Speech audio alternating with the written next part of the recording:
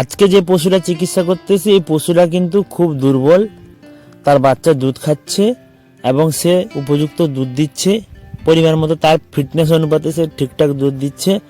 তো এই পশুটা কিন্তু মানে দুর্বল, এতটাই দুর্বল যে সে ঠিকভাবে হাঁটাচলা করতে পারছে না, শুয়ে গেলে উঠতে পারছে না।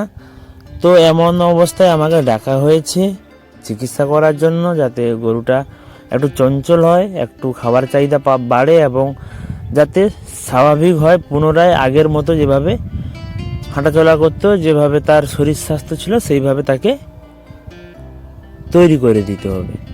তো আমি এসছি, আমি এইভাবে চিকিৎসা করছি। কিভাবে চিকিৎসা করছি সেটা আপনাদের সামনে দেখাচ্ছি। বন্ধুরা, যদি কোনো গবাদি পশু বাচ্চা হয়, তো বাচ্চা হলে কিন্তু সে এমনিতেই দুর্বল হচ্ছে, তারপরে সে দুধ দিচ্ছে, তার মানে কি তাকে উপযুক্ত খাবার দিতে হবে, উপযুক্ত প্রোটিনযুক্ত খাবার দিতে হবে, ফ্যাটযুক্ত খাবার দিতে হবে, ক্যালসিয়াম দিতে হবে এবং যতটা পরিমাণ দুধ তার কাছ থেকে নেওয়া হচ্ছে ততটা পরিমাণ দুধ কিন্তু তার বাচ্চাও খাচ্ছে। তাই সে দুজনকে খাবার দিচ্ছে, একটা বাচ্চাকে দিচ্ছে, একটা গৃহস্থকে দিচ্ছে। তো সেইভাবে তাকে কিন্তু খাবার দিতে হবে। খাবার না দিলে কিন্তু সে ধীরে ধীরে ধীরে ধীরে জরাজীর্ণ হয়ে যাবে। প্রথমত তাকে খাবার দিতে হবে, দ্বিতীয়ত প্রোটিনযুক্ত খাবার, ক্যালসিয়ামযুক্ত, ফ্যাটযুক্ত খাবার দিতে হবে, তারপরে এক্সট্রাভাবে ক্যালসিয়াম অ্যাড করতে হবে খাবারে, যাতে দুধটা বাড়ে এবং তার শরীরে ক্যালসিয়ামের অভাব পূরণ হয়। আর যার যে জিনিসগুলো অভাবের জন্য এই পশুটা কিন্তু আজ অসুস্থ বলতে রোগ নয়, এটা শারীরিক দুর্বলতা। তো যাই হোক, আমি কিন্তু ভিটামিন B6, B12 ইঞ্জেকশন করলাম, তারপর লিভার উইথ এনজাইম ইঞ্জেকশন করলাম, তারপরে ভিটামিন A, D, E গ্রুপের ইঞ্জেকশন করলাম, ক্যালসিয়াম ইঞ্জেকশন করলাম।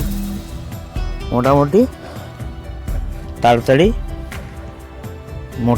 মোটা করার জন্য এবং তাড়াতাড়ি তার শরীরের যে খনিজগুলোর অভাব ছিল সেগুলো পূরণ করার জন্য তাকে এই ইঞ্জেকশনগুলো করছি এবং তাকে উপযুক্ত খাবার খাওয়ানোর জন্য সাজেস্ট করলাম। আর গবাদি পশুদের প্রধান খাবার হচ্ছে কাঁচা ঘাস।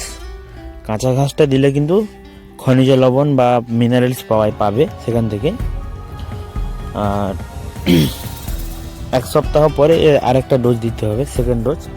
তো মোটামুটি এই ডোজটা দেওয়া হলো, 1 সপ্তাহ পরে আরেকটা ডোজ দেওয়া হবে এবং এর সঙ্গে কিছু গোখাদ্যটাকেও মাত্রা বাড়াতে হবে। তো যাই হোক, ভিডিওটা দেখলেন, ভালো লাগলে একটা লাইক করবেন। আপনাদের বাড়িতেও যদি কোনো গবাদি পশু থেকে থাকে তো তার যত্ন নেবেন। ভালো থাকুন, সুস্থ থাকুন, দেখা হচ্ছে পরের ভিডিওতে।